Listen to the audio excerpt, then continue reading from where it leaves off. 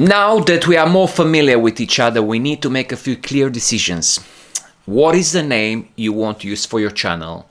And what is the niche for the videos you want to cover? So think about that before you do anything else. Maybe take some time, pause this video and think about a name and think clearly about the niche that you want to use for your channel. Now that you got a name and you know what niche you want to use, let's start talking about how to build it. Don't worry, I will go with you step by step in building this up. I'm using my MacBook to record my screens and record my audio from my camera while I speak. So let's create a YouTube channel. To do this, please go on the Google and create a Gmail account. I like using Google as being my main email.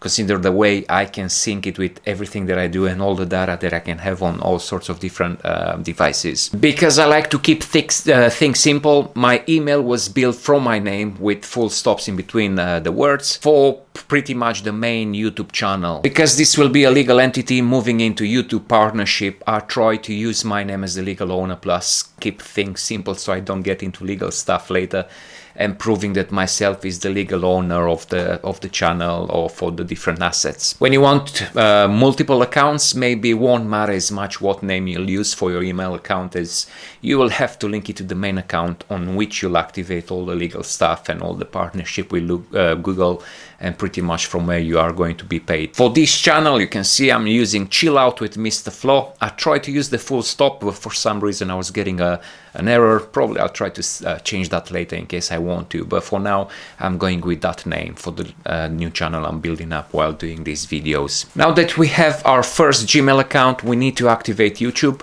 and have pretty much our own YouTube channel.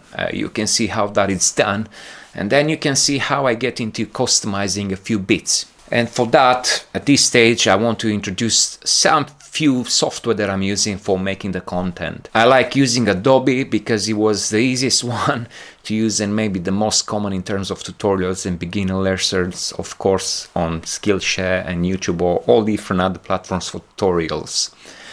So I'm using Illustrator to create all the images, but you can also use Canva as I used in this video. I use Canva, as you can see, to create the cover page for my top on the YouTube, which is not the best, I would say. I can tweak it a little bit to make sure you can actually get it into all devices to the right size for computers, phones, or different other displays. I will probably carry on using Canva in doing some thumbnails, and you can also use Canva for pretty much anything. It's free to use and you can have all sorts of different templates which you can use from there. It makes things so much easier than actually starting from scratch.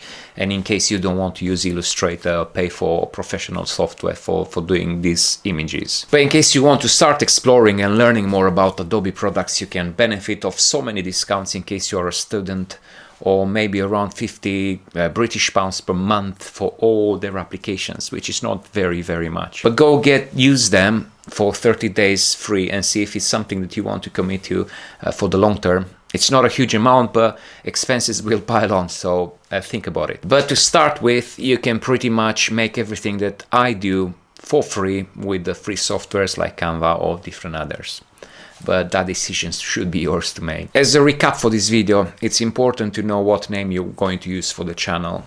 This can be changed later in case you want to, but very important it is to know what is the niche you want to start with, because changing the niches after you got subscribers interested in the content you have is probably a bit disturbing for your channel. I'm not saying it's impossible to change your niche as you go, but then the first subscribers that you got is kind of messing up the matrix of YouTube, in which the guys who are already subscribed to your channel subscribe for the niche that you're posting videos on, and then changing that will just ask for new type of subscribers.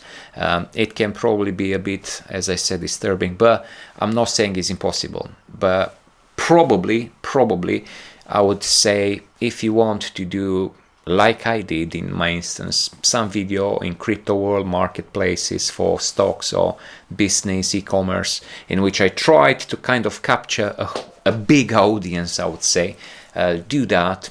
That channel, Mr. Flo, which is the main one, could easily be split in so many different niches, I would say.